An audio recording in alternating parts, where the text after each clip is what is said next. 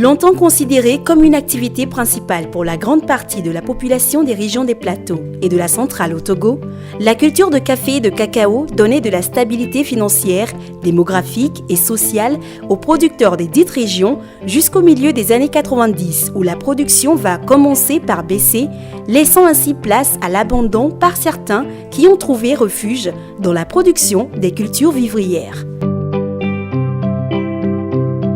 Aujourd'hui, grâce au nouveau dynamisme de relance insufflé par le gouvernement togolais et la Banque mondiale à travers le projet d'appui au secteur agricole PASA depuis 2013, les espoirs ont commencé par renaître.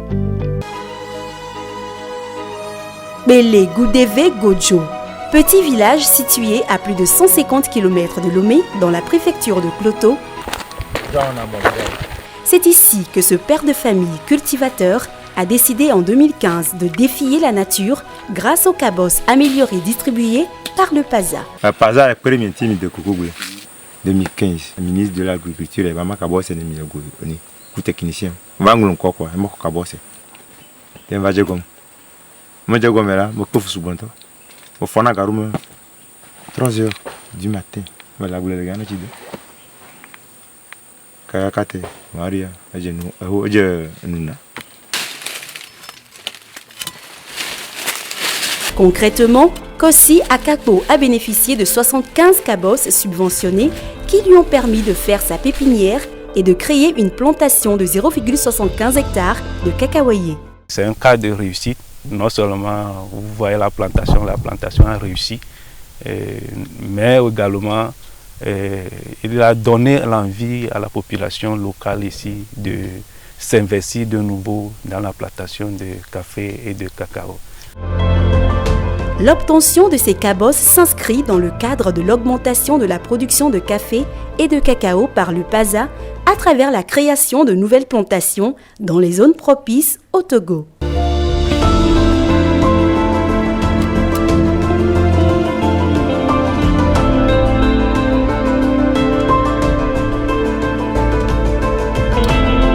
Dans ce champ semencier de cacao de la station de Zozokonji, les cabosses sont achetées à 385 francs par le PASA à travers l'UTCC qui les met à son tour à la disposition des producteurs au prix subventionné de 40 francs, comme c'est le cas ici à Kbélé Bémé.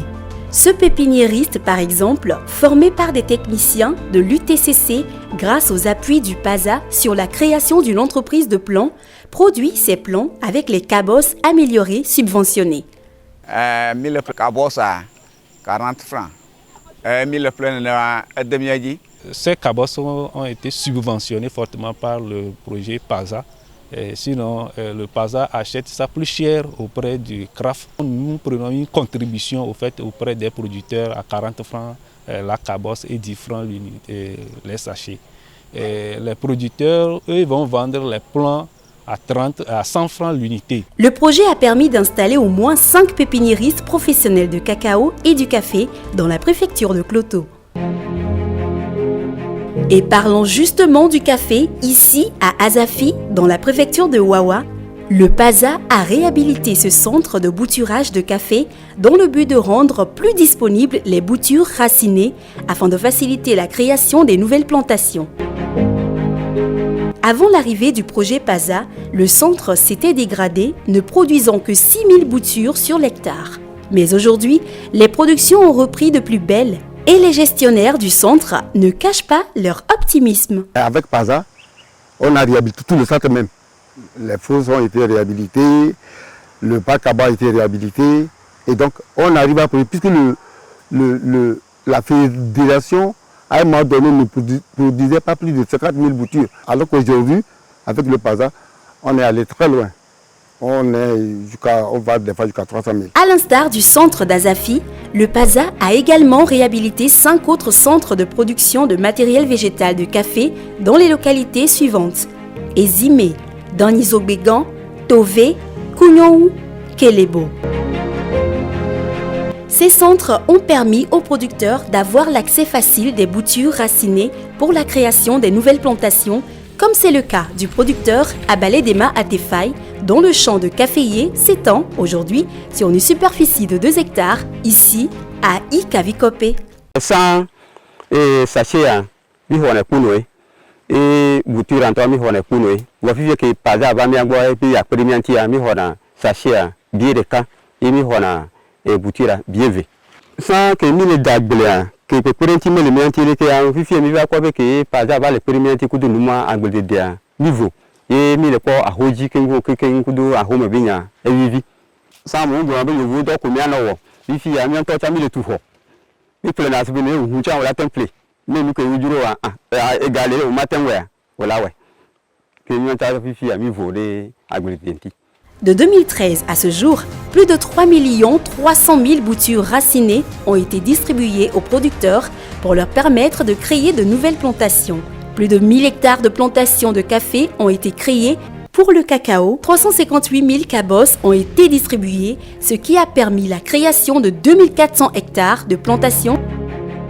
La mayonnaise a pris et les résultats sont encourageants.